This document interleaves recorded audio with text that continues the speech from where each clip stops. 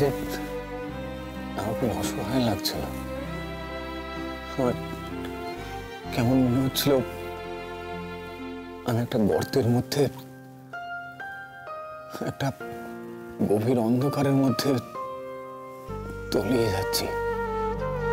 আমি বুঝতে পারছিলাম না আমার কি করা উচিত।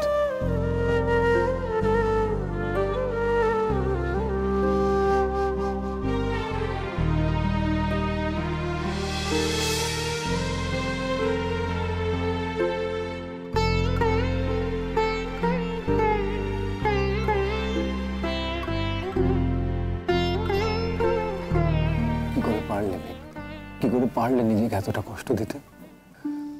আমার উপর এত অভিমান তোমার? কেন নিজেকে দোষী করছো তুমি? দোষী তো আমি, সব দোষ তো আমার।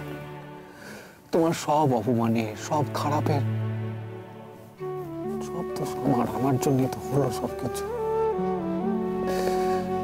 এটা অযোগ্য, অপদার্থ মানুষ। ভালো কিছু নেই আমার মধ্যে, কোনো ভালো কিছু নেই। আমি খুব খারাপ মানুষ, খুব খারাপ।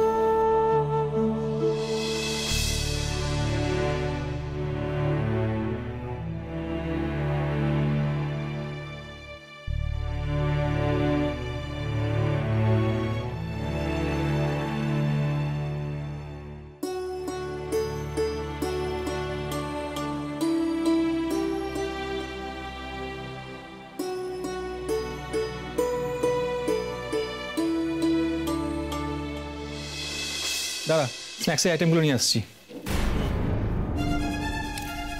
এই শোন না, বলছিলাম যে আমাদের অনারেবল গেস্ট কখন আসবে? আরে এসে যাবে, তুই এটা খা। এনে বাই দ্য ওয়ে, দিব্যেন্দু, তোর এই ঘরের পারফিউমের স্মেলটা না রিমাইন্ডেড মি অফ সামওয়ান। কার কথা? গিনি। এই গন্ধটা ইউজ করতো মাঝে মাঝে।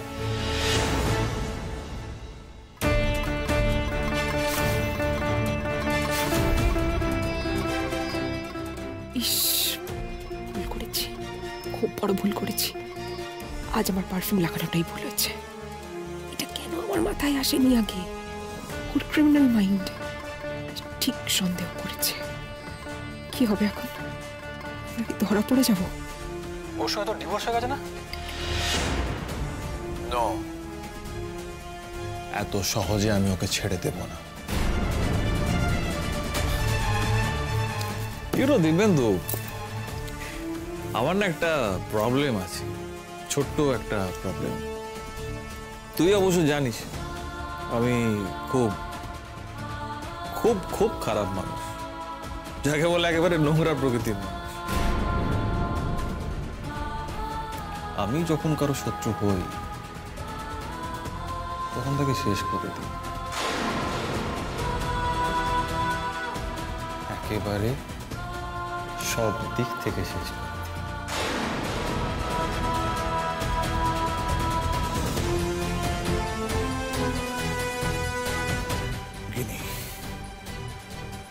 গিনি আমার শত্রু। ওর জন্য আমাকে জেলে যেতে হয়েছে, আমার বাবার সম্পত্তি ফরজারি করে আমাকে ভোগ করতে হচ্ছে। তুই জানিস, আমি যদি কোনোদিনও ধরা পড়ে যাই, বাড়ি থেকে I will be kicked out. সেটা কার জন্য? গিনির জন্য। আমার হাত থেকে এত সহজে মুক্তি পাবে না। গিনিকে আমি শেষ করব।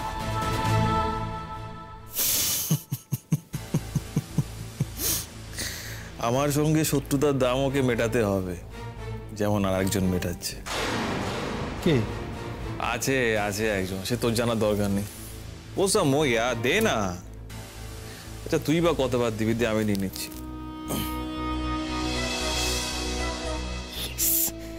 ইয়েস রূপসান্ধান, তোমার পেটে অ্যালকোহল কাজ করতে শুরু করেছে। আমি দীপেন্দুকে একটা টেক্সট করে দিই যে হ্যান্ডেল উইথ কেয়ার।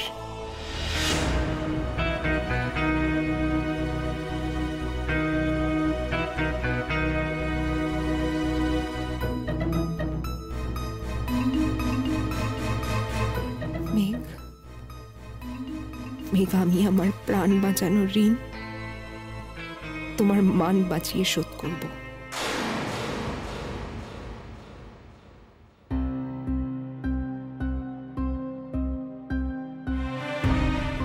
জিষ্ণু, তুমি এখানে? আঙ্কেল, আমি মেঘের সঙ্গে এবার দেখা করবো বলে এখানে ওয়েট করছিলাম। তো আমাকে বললে না কেন? না, আপনি কখনো না কখনো তো এখানে আসবেনই, তাই আমি এখানে অপেক্ষা করছিলাম। আপনারা সবাই এখন ব্যস্ততার মধ্যে আছেন, তাই আর ডিস্টার্ব করিনি, তাই এখানেই ওয়েট করছিলাম। আমি তো বেরিয়ে গেলাম তখন দেখিনি তো। ও আচ্ছা আচ্ছা আচ্ছা, আমি ওই পাশ দিয়ে বেরিয়েছিলাম। তাহলে ফিরে এলেন? আরে বলো না, তোমার মেঘের মায়ের মোবাইলটা আমি সঙ্গে করে নিয়ে চলে গেছিলাম, সেটা দিতেই ফিরে এসেছি। কি হতো বলো তো যদি না আসতাম?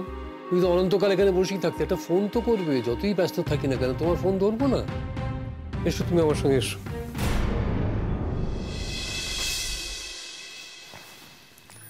আজকে বাড়ি গিয়ে রেস্ট নেবে। শুনলাম গত কয়েকদিন ধরে তুমি নাকি এখানে।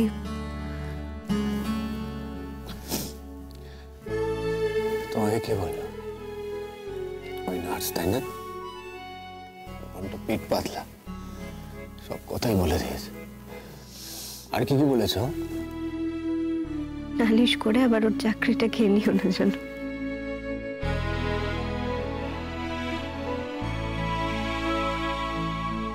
হাসলে যে। এই যে কতদিন পর তোমার মুখে হাসি দেখলাম। একটা কথা বলবো?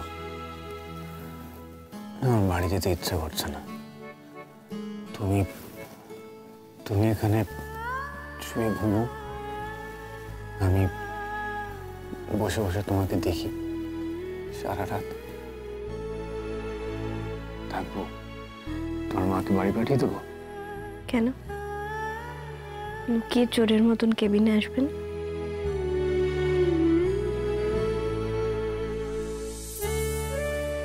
এটাও বলে দিয়েছে তোমাকে?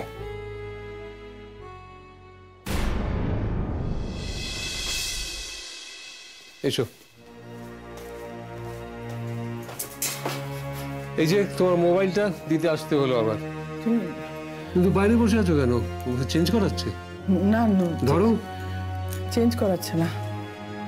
তাহলে না, নার্সকে তো দেখলাম বাড়ির ডেস্কে গল্প করছে। ভেতরে কে আছে?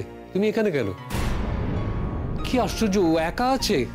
কি আশ্চর্য, তুমি ওকে। না না না, কোথায় যাচ্ছ? তুমি এখন যেও না, ও একা আর নেই।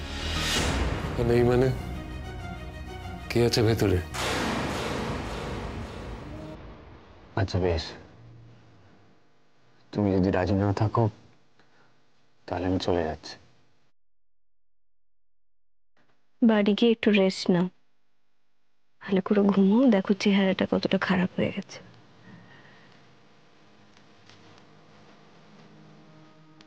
তুমি ভালো করে ঘুমো, রেস্ট নাও ভালো করে।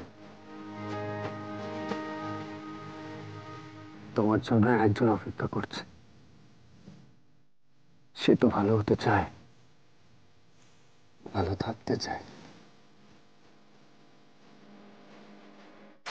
বাপি,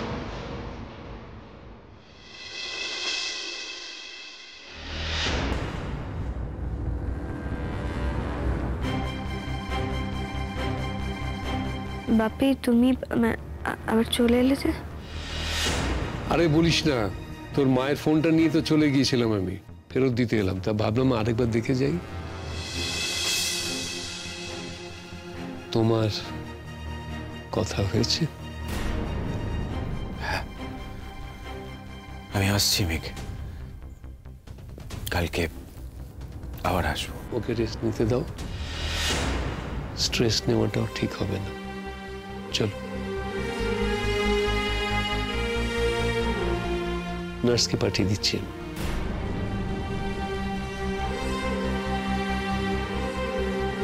কেন নীল? কেন তোমাকে দেখলে আমার ভেতরটা এরকম হয়? কেন? আমার জন্য তুমি তোমার বিশ্বাস অবিশ্বাস সব এক করে দিলে। কেন জেগে আছো রাতের পর রাত? তুমি তো ভালোবাসো না আমাকে। আবার তো অবিশ্বাস করবে আমাকে, আবার আমাকে কষ্ট দেবে। কেন আমাদের জীবনটা এরকম হয়ে গেল নীল? কেন?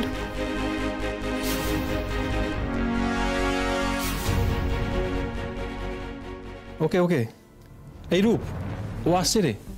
আসলে একটা শো ছিল, তাই জন্য ওর আসতে দেরি হচ্ছিল। শো? হ্যাঁ। What kind of show? আরে ও তো মডেলিং করে, তাই ফ্যাশন শো তো থাকেই ওর। ওয়াও, এই ক্যাটওয়াক করে? দারুণ করে। I am really feeling excited ইয়ার। তুই কি বলছিস গিনির ব্যাপারে? Oh, yes. I was talking about Guinea. She tried to be smart. মানে রূপ সান্যালের উপরে স্মার্টনেস দেখেন। আমার ড্যাডির কাছে আমার পজিশন খারাপ করে দিয়েছে। গিনির মতো মেয়ে আমাকে টাইট দিয়ে দিল, ভাবতে পারছিস তুই? ওরা দেখেছিস গিনিকে? যেন ওনারা মাইথোলজি থেকে নেমে এসেছে। 10টা গিনির সঙ্গে না আমি একদিনে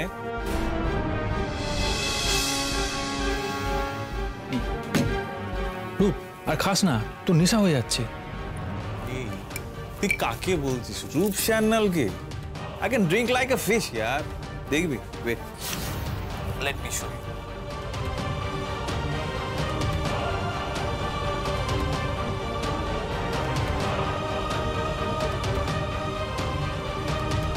রূপ, তোর বেশি হয়ে যাবে না তো? আরে চিল মা ইয়ার, স্পেশাল গেস্ট আসার আগে কিচ্ছু হবে না। রূপ, ইফ ইউ ডোন্ট মাইন্ড একটা কথা জিজ্ঞেস করবো? শুট। স্ক্যাও, বল বল। আচ্ছা, কি ঝামেলা হয়েছিল? পুলিশ তোকে অ্যারেস্ট কেন করলো?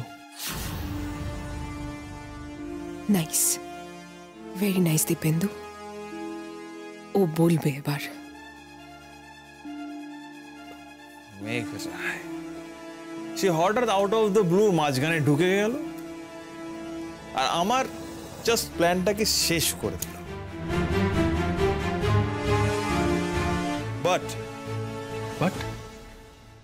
বাট মেঘের সেই কাজের মূল্য মেঘরা এখন মেটাচ্ছে হসপিটালের বেডে। মেঘরায় মানে সিঙ্গার মেঘরায় তো? ও তো সুইসাইড অ্যাটেম্প করে হসপিটালে অ্যাডমিট আছে। কেন অ্যাটেম্প করলো? এই আমি না তোর কথা কিচ্ছু বুঝতে পারছি না। তুই না আউট হয়ে গিয়ে যা খুশি তাই বলছিস। Shut up, यार। আমি বলছি না আউট হয়নি। রূপ সান্যাল কখনো আউট হয় না। আমি এখনো এই বোতলটা শেষ করে গাড়ি চালিয়ে বাড়ি যেতে পারি। When I was 14, তখন থেকে আমি ড্রিঙ্ক করছি। রূপ সান্যাল অত সহজে আউট হবে না। এই এনিওয়ে বল তো, মেঘ রায় সুইসাইড অ্যাটেম্প কেন করলো? আর এর মধ্যে তুই কোত্থেকে আসছিস? মাই রিভেঞ্জ। আমি নিজে হাতে তো কিছু করিনি, করিয়েছি।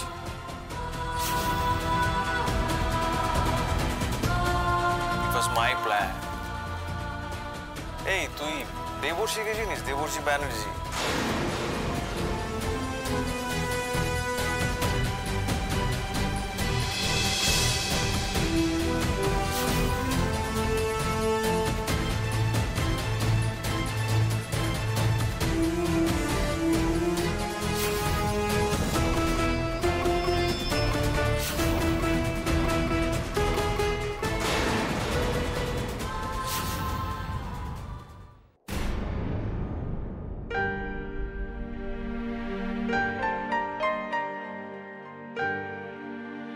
আমি আসছি আন্টি, কালকে আবার আসবো।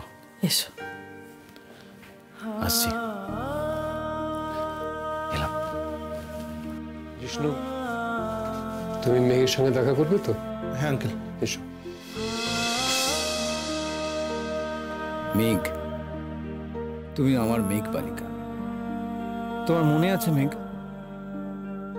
আমি তোমাকে যে কবিতাটা শোনাতাম,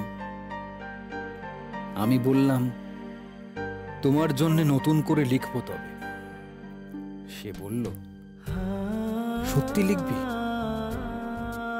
বেশ, তাহলে মস্ত করে লিখতে হবে, মনে থাকবে, লিখি কিন্তু আমায় দিবি।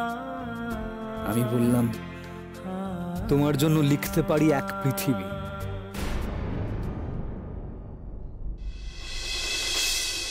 মেঘ বলেছে যাব যাব,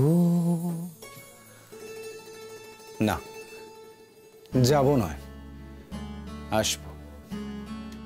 মেঘ তো আসবে আমার কাছে, মেঘ আমার কাছে ফিরে আসবে।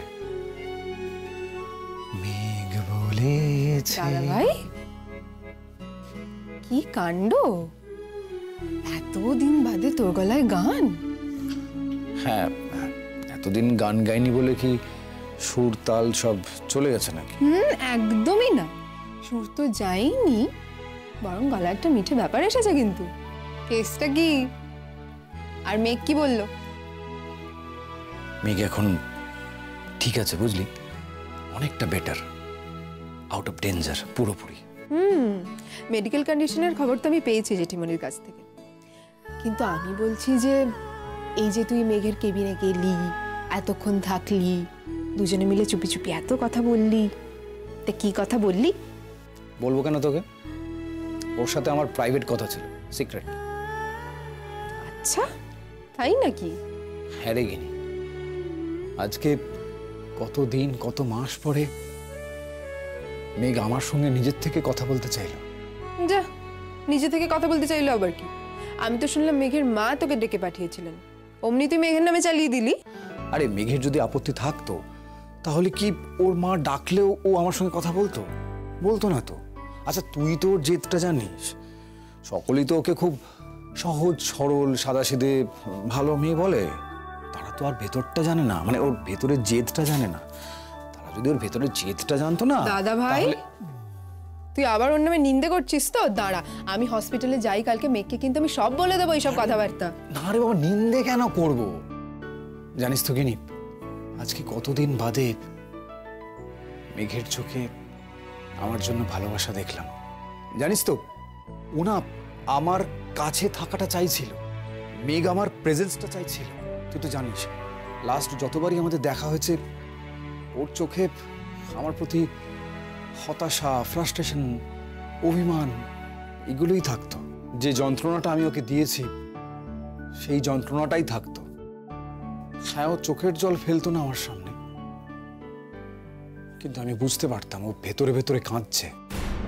এত কিছু আজকে বুঝছিস রে দাদা ভাই? ওর সাথে থাকতে কেন বুঝিসনি বলতো? সেটাই হয়তো আমাদের ডেস্টিনি ছিল।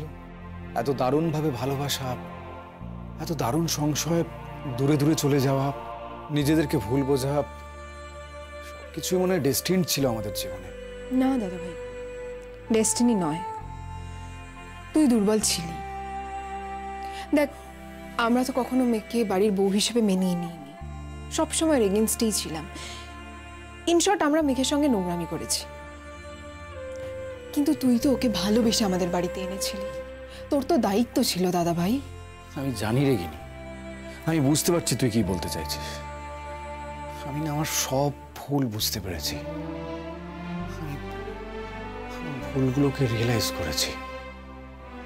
আমি মেঘকে এখন অনেক ভালো জানি।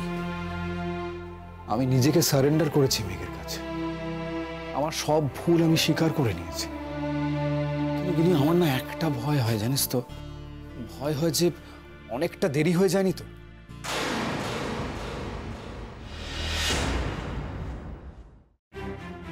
দাদা ভাই, তুই আবার এগুলো ভাবছিস? না রে, তুই আঙ্কেলকে দেখিসনি, কি সাংঘাতিক একটা রাগ ওনার আমার প্রতি, উনি আমাকে সহ্যই করতে পারছেন না। এটার তো কারণ আছে দাদা ভাই। তুই চেষ্টা কর তোর অনেস্টি দিয়ে, তোর অ্যাপ্রোচ দিয়ে আবার আঙ্কেলের মনে তোর জন্য ভালোবাসাটা ফিরিয়ে আনতে। আঙ্কেল তো তোকে খুব ভালোবাসতেন দাদা ভাই, তোকে খুব বিশ্বাস করতেন। আজকে ঠিক ততটাই অবিশ্বাস করেন। আঙ্কেল যদি ডিভোর্সের পেপারটা উইথড্র করতে আপত্তি করে তখন কি হবে? কি আবার হবে? এই কোর্টে ডিভোর্স করবি, ওই কোর্টে গিয়ে বিয়ে করে নিবি আরেকবার, ব্যাস, তাহলে ঝামেলা মিটে গেল। মজা করছিস? মজা করব কেন? তোকে আমি একটা উপায় বলে দিলাম। না রে, এই লড়াইটা কঠিন হবে। আঙ্কেল আসলে দাদা ভাই, আমি একটা কথা বলি, এখন আঙ্কেলের কথা না ভেবে মেঘের কথা ভাব। দেখবি ভালো লাগবে। আচ্ছা, তুই তো সকালে আমার সঙ্গে হসপিটালে গেলি, তারপর হঠাৎ করে তুই কোথায় গায়েব হয়ে গেলি? আমি যখন বাড়ি ফিরলাম তখনও তো তুই ফিরিসনি। এত সাজগোজ করে তুই কোথায় গেছিলিস? একটা সিক্রেট মিশনে। মানে? এখন জানতে পারবি না, সময় এলে বুঝতে পারবি। তা তোর মিশন কি সাকসেসফুল? ইয়েস। এই একটা সত্যি কথা বলতো, তুই প্রেম করছিস? ন্যাড়া বেলতলায় একবারই যায়, এনাফ। তাহলে তুই কোথায় গেছিলিস? যাব বাবা, প্রেম করতে না গেলে আর কোথাও যাওয়ার নেই। মেঘের ওই অবস্থায় তুই হসপিটাল থেকে বেরিয়ে সেজে গুজে। মেঘের জ্ঞান ফেরার খবর পাওয়ার পরেই আমি হসপিটাল থেকে বেরিয়েছি, তুই খেয়াল করিসনি। তুই তো একবার তীরের বেগে ছুটে হসপিটাল থেকে বেরিয়ে গেলি, তারপর আবার ছুটে হসপিটালের ওপরে উঠে গেলি। আজকে আমি যা করেছি না, শুনলে কেউ বিশ্বাস করবে না। ইভেন তোকে বললেও তুই বিশ্বাস করবি না। শুনলে বিশ্বাস করতাম না ঠিকই, কিন্তু যেটা নিজের চোখে দেখেছি সেটা কি করে অবিশ্বাস করি বল? তুই? আমি দেখেছি দাদা ভাই, আমি জানি তুই এম্বারেসড হবি, তাই আমি কাউকেই কিছু বলিনি।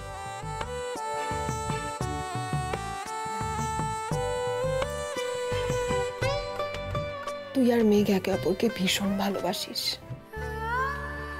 এই ভালোবাসাটাকে আর কষ্ট দিস না প্লিজ। দেব না রে, আর কোনো কষ্ট আমি দেব না। আমি তোকে কথা দিচ্ছি কিনি, যত্ন করে আগলে রাখবো। আর আমি তোকে কথা দিচ্ছি দাদা ভাই, আমার প্রাণ বাঁচানোর ঋণ আমি শোধ করবই। কিভাবে? সময় এলেই দেখতে পাবি।